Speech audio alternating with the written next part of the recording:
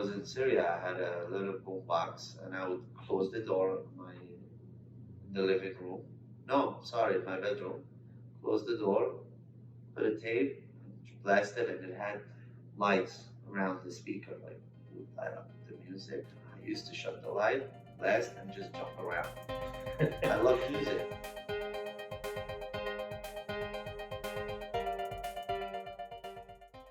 I mean, I gotta be honest with you. First question I ask when I'm going to a wedding, 3 words. Is it fax? And I've asked this question hundreds of times in my life, but I never really thought about what it's like to be DJ Mars Fax. What it's like to do 140 parties in a year. What's going through his head on the big night? What's the real story behind the guy in the booth?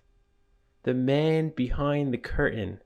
Ladies and gentlemen, Mr. Mars Fax. I would probably say in 1995, Simon, my brother, the other DJ, he had a birthday party for him. He said, I want to throw a party Saturday night, So we called the DJ, and at the time, he told us it's $1,000. 2 days later, my brother calls me up. He says, look, next door to us, they just put a sign, full DJ equipment for $2,000 or $2,500. Why don't we buy it? We'll play the music, and we'll keep it. So he says, you have half of the money? I said, yeah. I'm in the jewelry business now, working for other people. I said, yeah. So I gave him the money. He comes with the equipment. A year later, I think, someone called us and said, I'm having a party in the basement or something. Can you play? We played. They liked it. We charged $250. The next one, again, it was like more Saturday night party. And, little by little, we started to take weddings. From 03 to 06, I said to my brother, the only way we're going to take this business to the next level is we have to, go big. That's when I went and I invested almost $100,000 in lighting. Then I bought the exclusively lighting in Cheddars, from back then was Ram Caterers. Do you remember initially how you started to grow your business? Mainly word of mouth. Word of mouth, and people really. I think we brought a little bit of a different style of music to the community. We were coming from Syria. We had the international ear, so we introduced like the Alabina at the time, Which is what? Like the Spanish, Arabic, and then we reintroduced the Gypsy King. These things DJs at the time didn't play, so it was a little bit, I guess, different. It's much easier to play in clubs than play in private parties. Why? Because I think that when someone goes to a club, they're going to party. So whether it's a radio station or it's a fake guy standing in the booth, we're there to party. We're going to drink. Hour into the drink, we're going to party. Over here, it's exactly the opposite. Here you are, coming from work at 8 o'clock. You had a horrible day, horrible. The last thing you wanted is to get up and change and put on a suit and go to a wedding. Now you're forced to because it's a second cousin or a cousin. You're on your way there, hating your life. And now it's my job to figure out a way to flip that switch and say, oh, I thought it was going to be a horrible night, but it's okay. It's a mind game. A guy could be invited to 4 weddings in 1 week. So how do you make this guy dance 4 times in 1 week? One thing we would not do is we will not take requests from just a stranger that will come in the middle of the party and say, oh, I feel like this, or like we won't. Or some people, they come and they push you about it, like, oh, can you play this song? Can you play this song? Can you play this song? I'm like, no. Can you play this song? No. And there's a program. And sometimes there's difference between the parents and the couple. That's a big thing, is that, try to compromise between the couple and the parent. Different age group. That's why we don't take requests on the fly. Do you say like, okay, one person is the point person to talk to? Yes. Pick a guy.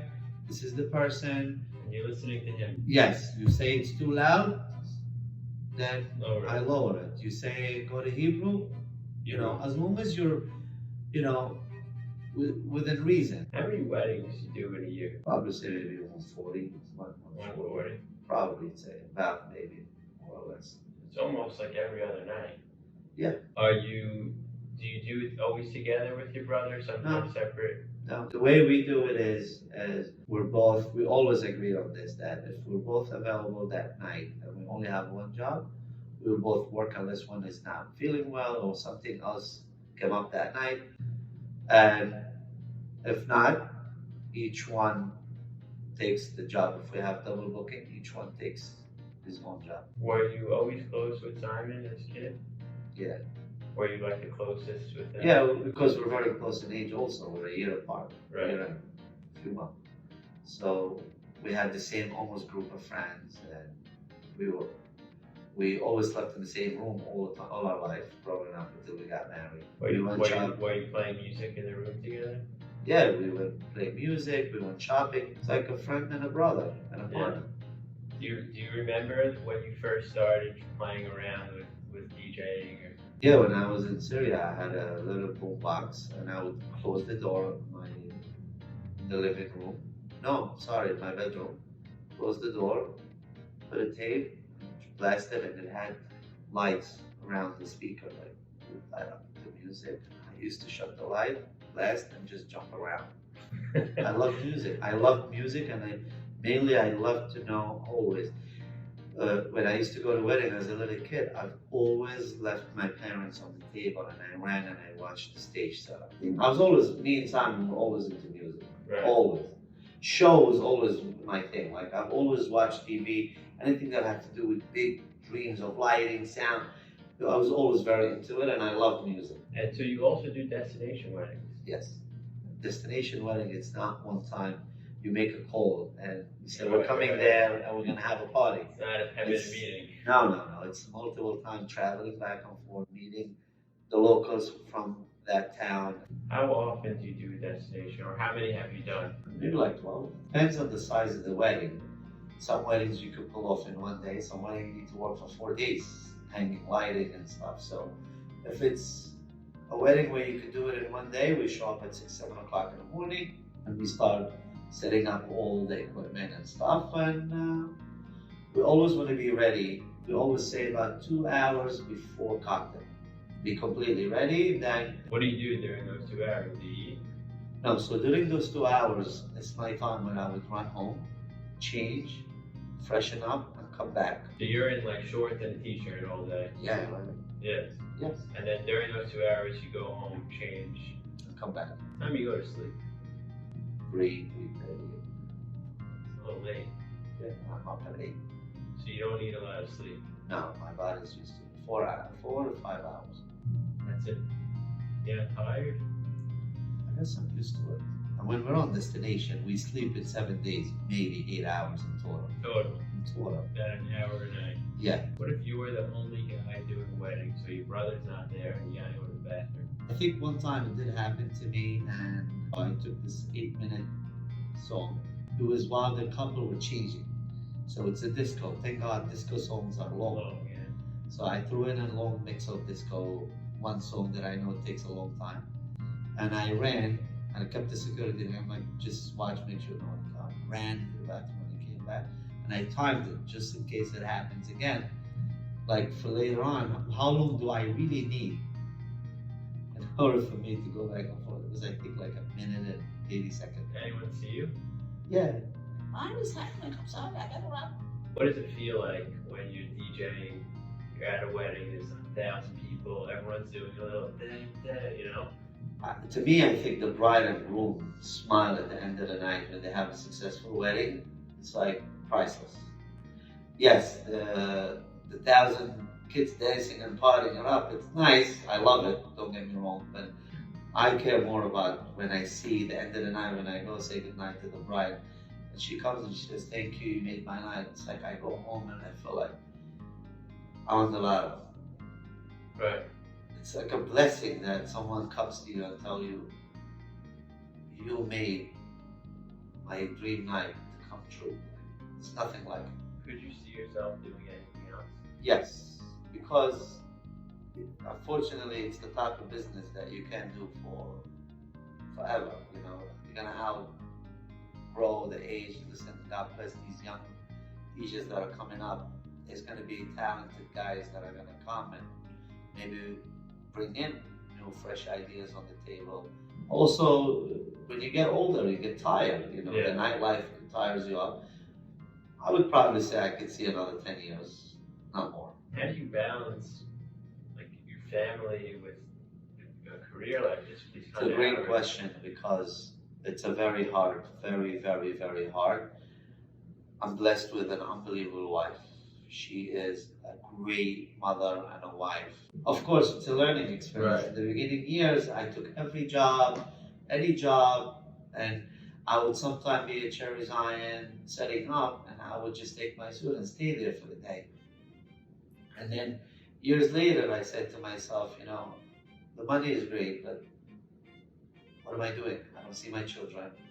So now every day in the winter time, no matter what, 4 o'clock, I go home, I wait for the kids to come, I have dinner with my wife and kids, then I change and I go to the wedding.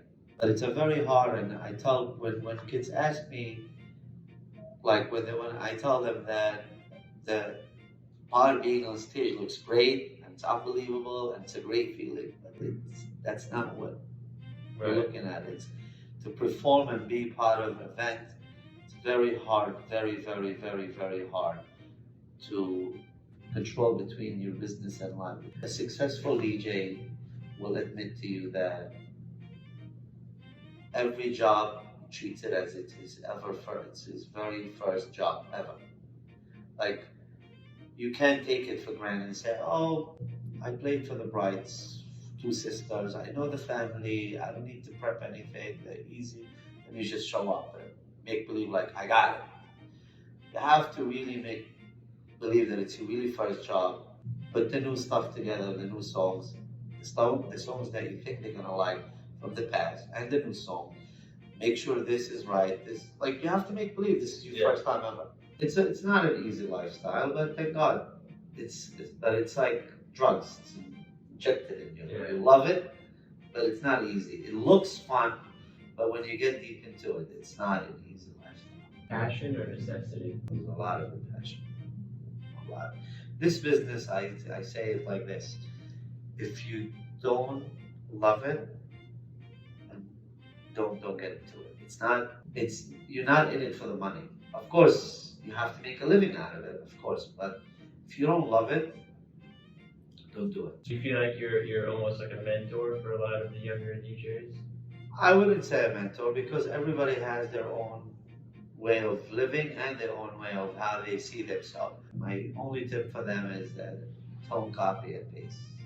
Find your niche, find what you think is gonna make you who you are, and go for it. And that's it. Just keep on going for it. And I've watched guys now that I see that the route they're taking, and I know they're gonna get there somewhere. They're gonna be big. Right. What would you say was the biggest turning point of your career? Lighting is where we took our business to the next level, and that's when we got into more of a production, like bigger sound, bigger lighting, hanging sound from the ceiling. None of this existed before. Right. That was like I turned where people started to see us more of like, they're not just great at music, now they're into production. After 10 years from now, what do you want to do? Hopefully I'll be able to find something in the event industry where I don't need to do the nightlife and be there on a 24/7 basis.